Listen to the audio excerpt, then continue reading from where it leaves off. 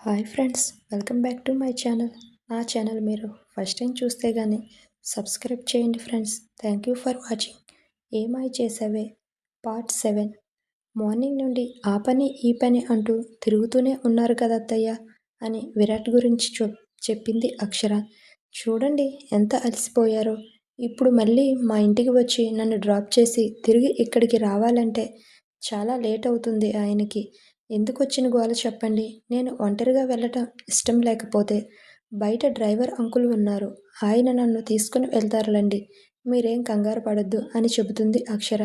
అలాగే ఆయన ఇల్లు కూడా మా ఇంటికి దగ్గర. కొంచెం నైట్ కార్ అక్కడే ఉంచుకొని మార్నింగ్ తీసుకొని వస్తారులండి అంటూ ఇంకొక మాటకి తావు ఇవ్వకుండా హడావిడిగా అక్కడి నుంచి బయటికి వస్తుంది అక్షర.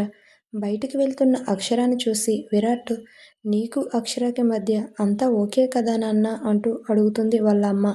ఏ అమ్మ, ఎందుకు అలా అడుగుతున్నావు? నీకెందుకు వచ్చింది ఆ డౌటు అని విరాట్ వాళ్ళ అమ్మని అడుగుతాడు. ఏం లేదురా, ఇంతకు ముందు ఉండే హుషారు లేదు మీ ఇద్దరిలో. అలాగే మీరు కూడా ఇద్దరూ మాట్లాడుకోవటం కూడా నేను చూడలేదు ఈరోజు. అందుకే అడుగుతున్నా. నిజం చెప్పు విరాట్, మీ ఇద్దరి మధ్య ఎటువంటి గొడవలు లేవు కదా అని భయంగా అడుగుతుంది. అమ్మ, చాలా ఊహించుకుంటున్నావు. మా ఇద్దరి మధ్య నువ్వు అనుకునేలా ఎటువంటి గొడవలు లేవు. మేం ఇద్దరం చాలా సంతోషంగా హ్యాపీగా ఉన్నాం అంటాడు విరాట్. మార్నింగ్ నుంచి అటు ఇటు తీరిక లేక తిరుగుతున్నా కదమ్మా, అందుకే మా ఇద్దరికి మాట్లాడుకోవటానికి అస్సలు కుదరలేదు అని చెబుతాడు విరాట్. అంతే, నువ్వు మా గురించి ఆలోచించి నీ మనసులో లేనిపోని అనుమానాలు పెట్టుకొని బాధపడొద్దు, సరేనా? ఓకే అంటూ ఆవిడ వేరే వాళ్ళు పిలవడంతో అక్కడి నుంచి వెళ్తుంది సుమిత్ర గారు. ఇంటికి బయలుదేరిన అక్షర కార్ కొంచెం దూరం వెళ్ళిన తర్వాత కారులో ఏదో ప్రాబ్లం వచ్చి ఆగిపోతుంది. కారు ఆగటంతో, ఏమైంది రాము, ఎందుకు కారు ఆపారు అని కారు డ్రైవర్ని అక్షర అడుగుతుంది. నేను ఆపలేదమ్మా, అదే ఆగింది అంటూ కారు దిగి కారు ఇంజిన్ అన్నీ చెక్ చేస్తాడు. కొంచెం సేపు చెక్ చేసిన తర్వాత అమ్మగారు అంటూ అక్షర దగ్గరికి వస్తాడు ఆయన. కార్ ఏదో ప్రాబ్లం ఉంది. ఏమైంది రాముగారు, కార్ రిపేర్ అయిందా ఏంటి అని అడుగుతుంది అక్షర. ప్రాబ్లం ఏంటో నాకు అర్థం కావటం లేదమ్మా. మీరు ఇక్కడ వెయిట్ చేస్తారా అని అడుగుతాడు. మరి ఇప్పుడు ఎలా మనం ఇక్కడ నుంచి వెళ్ళేది? ఇక్కడికి దగ్గరలో మెకానిక్ షాప్ ఉంది. నేను వెళ్ళి అతన్ని పిలుచుకొని వస్తానమ్మా. మీరు అంతవరకు ఈ కారులో ఉండండి అని కార్ డ్రైవర్ చెప్తాడు. అంతవరకు మీరు ఇక్కడ ఉండగలరా అమ్మా అని డౌట్గా అడుగుతాడు. ఉంటాను, తొందరగా రండి మెకానిక్ని తీసుకొని అని అతనితో చెప్పి పంపిస్తుంది అక్షర కార్ డ్రైవర్ని. మార్నింగ్ నుండి ఆ పని ఈ పని అంటూ తిరుగుతూ అలసిపోయిన అక్షరకి మగతగా నిద్ర పట్టేస్తుంది. కారులో ఉండి నిద్రలోకి మెల్లగా జారుకుంటుంది. కారు అద్దం పగిలిన శబ్దం రావటంతో నిద్ర నుండి మేలుకొని కారు నుంచి బయటకు వచ్చి, ఎవరు కారు పైకి ఎందుకు రాళ్ళు విసురుతున్నారు అంటూ అడుగులు వేస్తుంది అక్కడికి తను కోపంగా. మేం ఎవరో తర్వాత చెబుతాం, కానీ ముందు నీ ఒంటి మీద ఉన్న బంగారం డబ్బు మొత్తం ఇవ్వు అంటూ చాక్ తీసి బెదిరిస్తారు ఇద్దరు రౌడీ వెధవలు. వాళ్ళ చేతిలో కత్తి చూసి భయపడిన అక్షర తన తాళి చైన్ తప్ప తన ఒంటి మీద ఉన్న మిగిలిన బంగారం మొత్తం ఇస్తుంది. అలాగే డబ్బులు కూడా. వాళ్ళు అవి తీసుకొని వెళ్తూ చీకట్లో కూడా మిలమిల మెరుస్తున్న అక్షర మెడలోని తాళి చైన్ని చూస్తూ, అన్నీ ఇచ్చి ఇదివ్వలేదు ఏంటి, అది కూడా ఇవ్వు అని మళ్ళీ బెదిరించి ఆ రౌడీలు అడుగుతారు. అప్పుడు అక్షర, అది మీరు అనుకున్నట్లు మామూలు చైన్ కాదు. ఇది నా పెళ్ళికి మంగళసూత్రం. ఇది నేను తీయకూడదు. ప్లీజ్ అర్థం చేసుకోండి అని చెబుతుంది అక్షర. కానీ వాళ్ళు అవేమీ పట్టించుకోకుండా, అవన్నీ మాకు తెలీదు. మాకు ఆ చైన్ కావాల్సిందే. నోరు మూసుకొని తీసి ఇవ్వు అని బెదిరిస్తారు. లేదు, నేనివ్వను. నా కంఠంలో ప్రాణం ఉండగా అది తీయటం కుదరదు అని భయంగా చెబుతుంది అక్షర. అవునా, అయితే ఆ ప్రాణమే తీసుకుంటాం అంటూ కత్తి తీసుకొని అక్షర కడుపులో పొడుస్తారు. అవునా, అయితే ఆ ప్రాణమే తీసి ఆ మెడలో చైన్ తీసుకుంటాం అని ఫోర్స్గా అక్షర కడుపులో కత్తితో పొడుస్తారు. ఇంకొక క్షణంలో కత్తి అక్షర కడుపులో గుచ్చుకుంటుంది అనగా అప్పటికి అప్పుడు నేలకొరిగి పోతాడు ఆ కత్తి పట్టుకున్న వ్యక్తి. వెనక నుంచి ఎవరో వచ్చి గన్ సౌండ్ ఒక్కసారిగా వస్తుంది. అతని పడిపోవటం, ఆ తరువాత గన్ పేలిన శబ్దం రావటం, ఇవన్నీ క్షణాల్లో జరిగిపోతాయి. ఎవరు అతన్ని కాల్చారు అని గన్ శబ్దం వచ్చిన వెంటనే చూస్తుంది అక్షర. ఎవరు అతన్ని కాల్చారు అని గన్ శబ్దం వచ్చిన వెంటనే అతని వైపు చూస్తుంది అక్షర. అక్షరకి అభిముఖంగా గన్ పట్టుకొని రేయ్ ఆగండి అంటూ ఒక వ్యక్తి పరిగెత్తుకుంటూ వస్తాడు.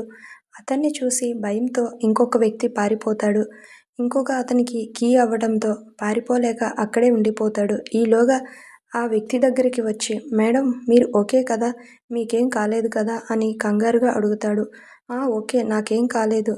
తను అప్పటికే భయంతో కంగారు పడుతూ ఉంటే రిలాక్స్ మేడం అంటూ తనకి వాటర్ బాటిల్ ఇచ్చి కూల్ చేస్తాడు ఆ గన్ పట్టిన వ్యక్తి. కొంచెం సేపటి తర్వాత రిలాక్స్ అయిన అక్షర ఒక్కొక్క అక్షరం కూడా పలుక్కొని అసలు మీరు మీరు ఎవరు అని ఎవరో తెలియదు. సమయానికి వచ్చి నన్ను కాపాడినందుకు చాలా థ్యాంక్స్ అని చెబుతుంది అక్షర అంటూ చేతులు జోడించి కృతజ్ఞతలు తెలియజేస్తుంది ఆ వ్యక్తికి. అయ్యో మేడం మీరు మరీ అంతలా థ్యాంక్స్ చెప్పాల్సిన అవసరం లేదు. మిమ్మల్ని జాగ్రత్తగా చూసుకోవటం కోసమే సార్ మమ్మల్ని అపాయింట్ చేశారు.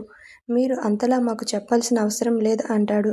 అతని మాటలకి అక్షర అయోమయపడుతూ ఏ సార్ అపాయింట్ చేశారు మిమ్మల్ని అంటూ అతన్ని అడుగుతుంది.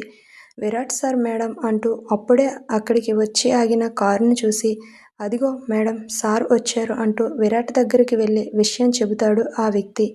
కంగారుగా అక్షర దగ్గరకు వచ్చి తనని హగ్ చేసుకుంటూ అక్షర నువ్వు ఓకే కదా, నీకేం కాలేదు కదా అని విరాట్ అడుగుతాడు.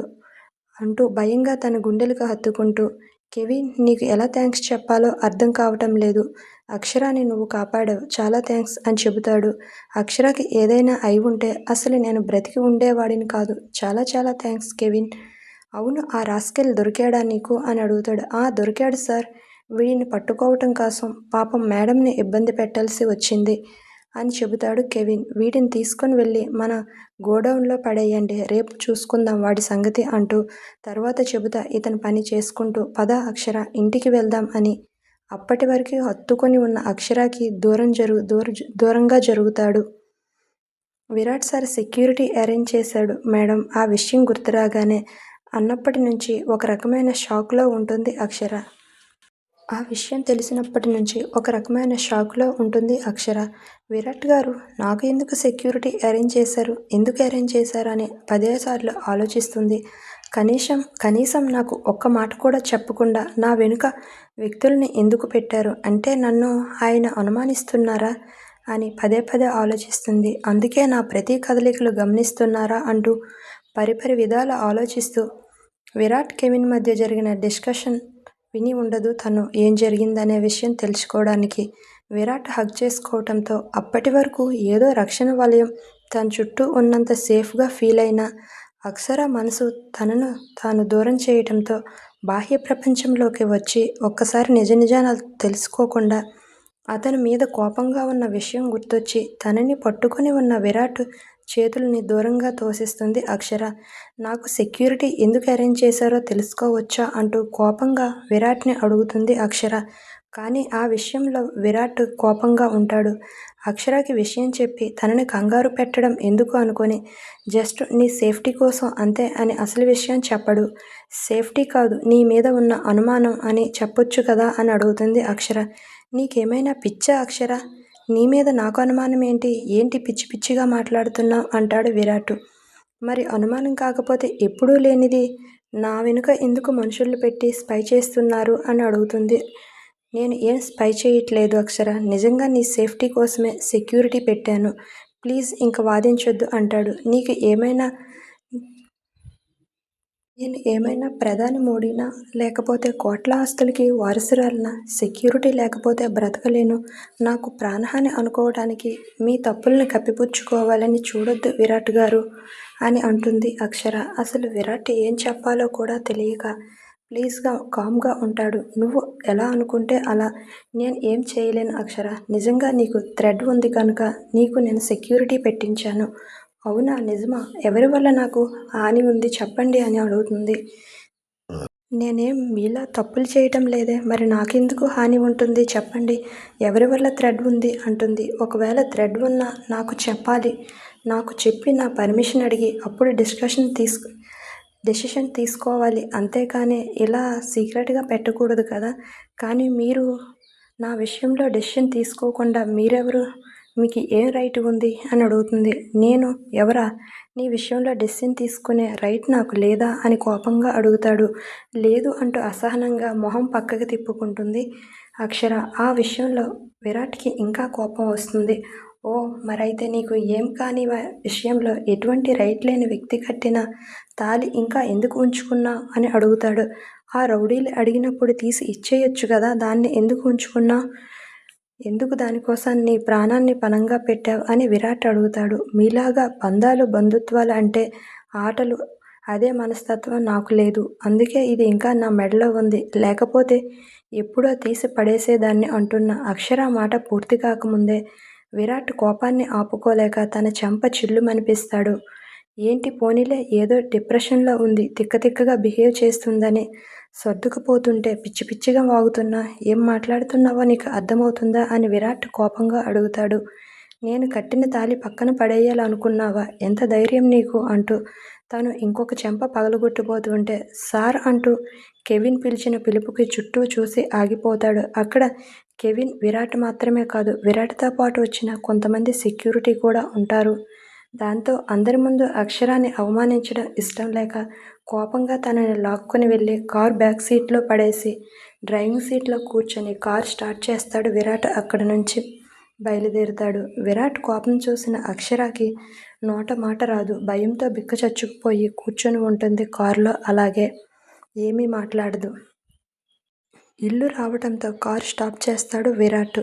కారు ఆపడమే ఆలస్యం. భయంగా ఏడుస్తూ ఇంట్లోకి వెళ్ళిపోతుంది అక్షర. ఏమీ చెప్పకుండా విరాట్కి కనీసం థ్యాంక్స్ కూడా చెప్పదు.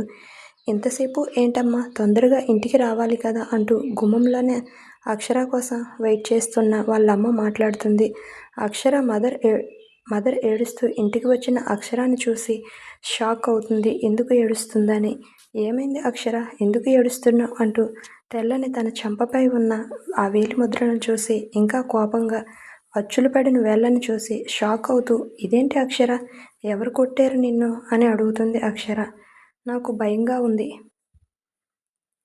అక్షర ఏడుస్తూ అది విరాట్ గారు అని చెప్తుంది.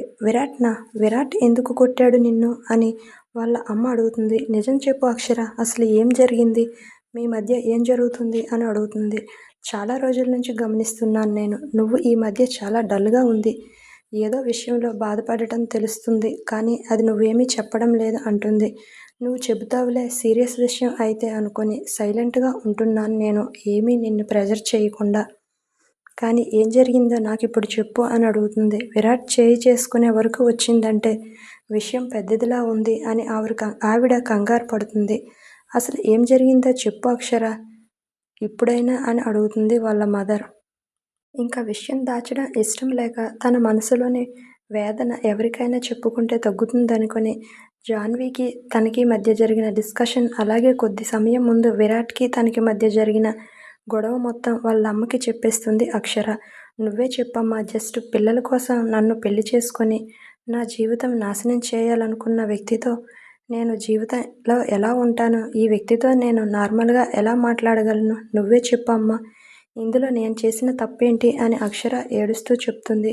నువ్వు కాదురా, తప్పు నేను చేశాను అక్షర, నన్ను క్షమించమ్మా. విరాట్ గురించి ముఖ్యమైన విషయం నీతో నేను చెప్పలేదురా అని 10 సార్లు చెప్పాలి అనుకున్నా, కానీ చెప్పలేకపోయాను, సారీ అని చెబుతుంది.